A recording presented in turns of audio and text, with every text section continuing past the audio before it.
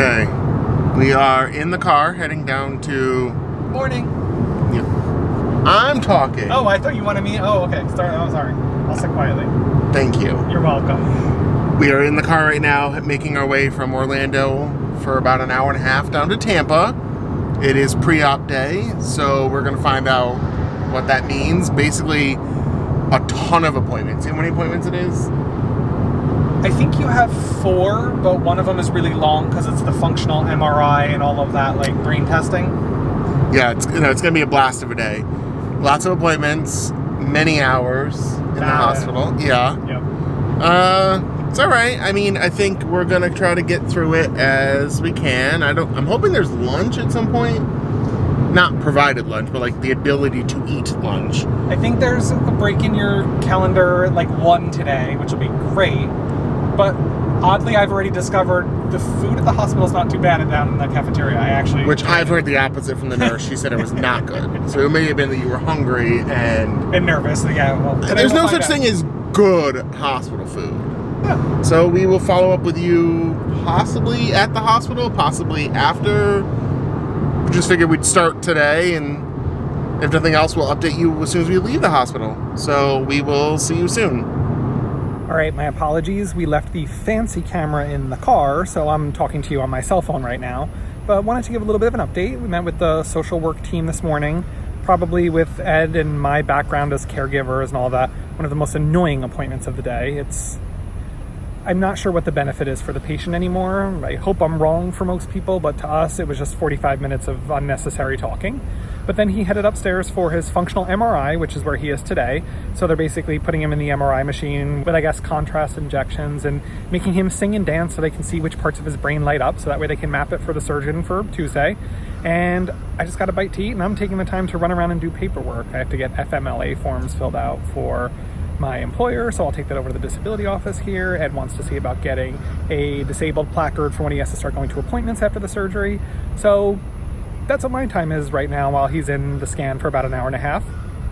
And this is where I get to sit outside here at the hospital. Again, apologies, can't film inside or anything. Otherwise, we'd show you. It is nice facilities here, so we're appreciative of that, and we're appreciative that we have a very streamlined team setting forward appointments for us today. So we're already behind schedule a little bit for the next one, but I guess they're aware of that already.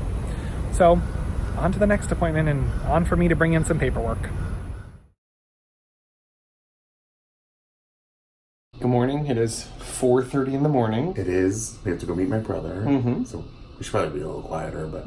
Yeah. Well, we're heading over to the hospital for the early morning surgery today. Yeah. And first surgery of the day. Yeah. And we will check in later, and you will have a scar on your head.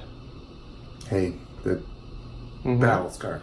Exactly, battle wounds. I think we're nervous, but honestly, it's. I think we're more just anxious to get to the other side and be doing recovery and everything. Get to the other side, get home, heal, and cuddle with the pups. Exactly. And, as we were reading last night, 75% of their brain surgery patients go home in 24 hours or less. Which is also kind of scary in its own way, but... I'm looking forward to going home. So Me let's too. Go get the surgery done and go home. I love you so much. I love you too.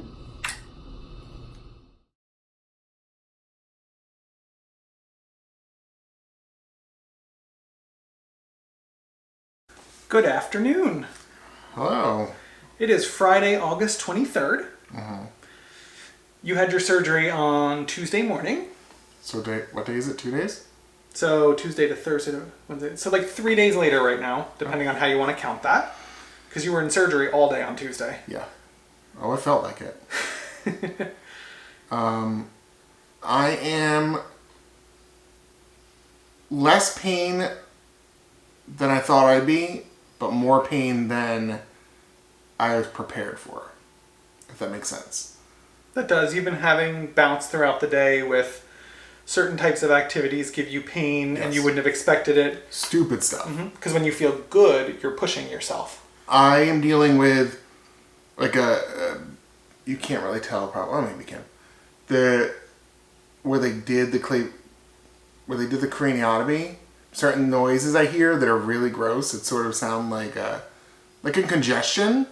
So one of the things that happens after the surgery is Ed is actually hearing the healing happening. Yes. Because we're not going to show you the scar today because it's still in bandages and stuff. Yeah. But he has from here up and around. So all of the healing is happening right around his ear, and he can hear it. Yes. And also, I do want to point out, I asked for this session because I can't wait to one day not remember this. Yep. So Ed asked to do a video today because he wants to be able to look back 6 months, a year from now, and a month.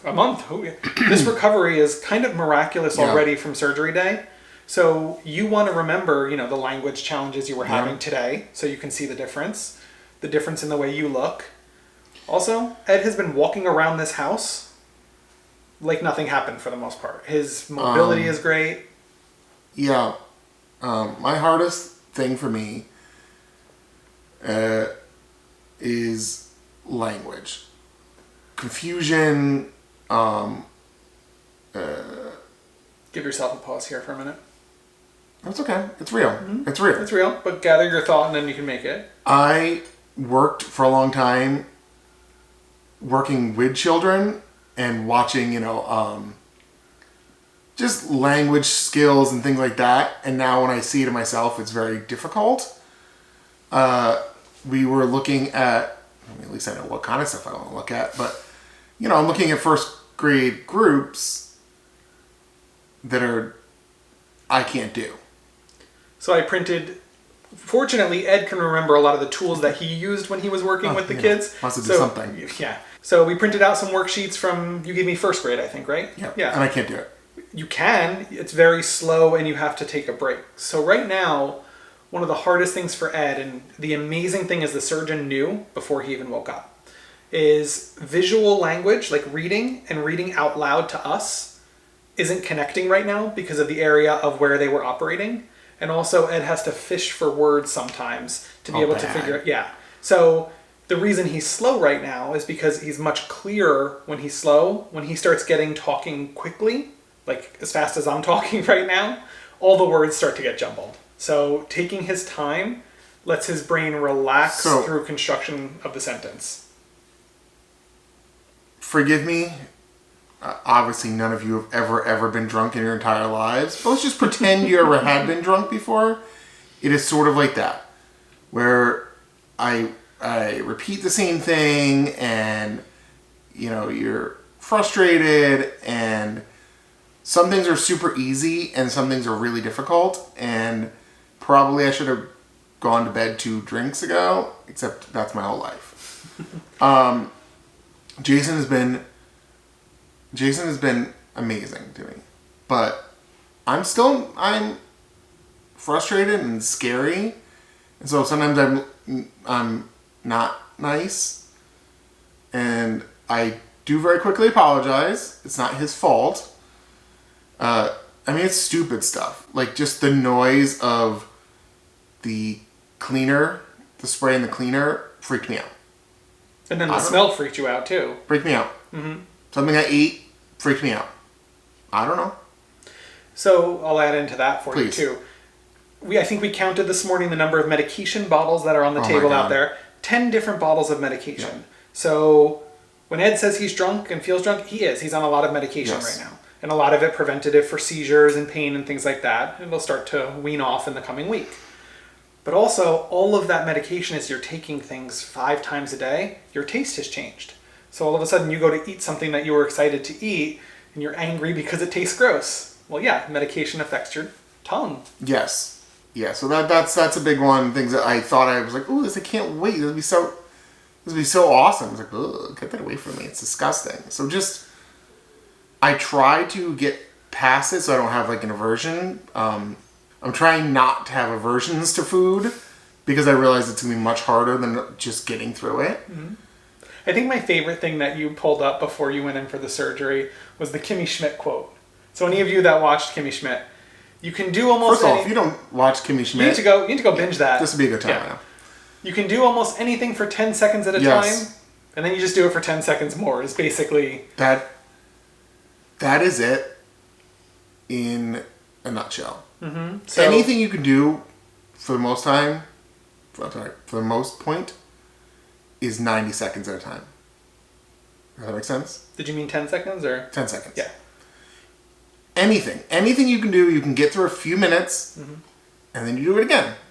And again. Yep. And again. And that's what you've been doing with the bouts of pain and the difficulty. Yeah. And I want to tell you this much.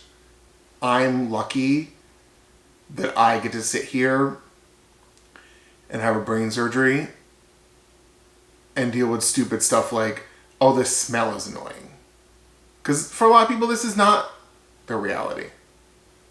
Mm-hmm. They caught it because of a routine thing. Yep. And you know what? As your caregiver, I am the only person here with you for the most part through everything. Yes. You are mean to me, yep. but we also have those good moments together where we're chatting. I love you too. More than ever, anybody. But talking about the smell. Yep. I was so mean. Well, let me say this. As mean as you were, and as upset as I was getting because there was nothing I could do to calm you down, because it rolled right into an anxiety attack. And any stimulus that comes to him right now, whether it's smell, sight, sound, multiple of those at once can be overwhelming. So he's doing really well talking with me in the camera right now.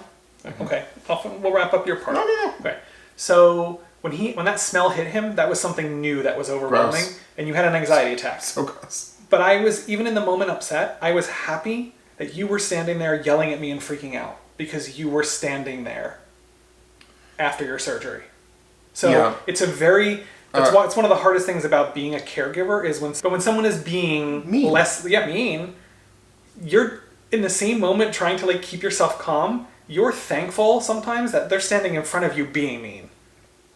I will always be grateful that I got the opportunity to do this. I cannot wait to hopefully get as much of the recovery as I can and just heal. It's tough. It's tough. This hurts. I think we were trying to do 10 seconds at a time to the point that we actually couldn't deal with how much I was dealing with because I just needed to get better. I needed to get better first. First thing was, let's get the tumor out, then we'll deal with the rest. That's kind of the way the surgeon presented it to us too. This has a very high potential to be a multi-part path. It's cancer, but you take one piece at a time and get over it. So first is the surgery and the surgery recovery. When we go for your follow-up, we're going to meet with the radiation specialist if that's a component of your continued care, and we just take those little bits as bite-sized pieces of something bigger. Yeah.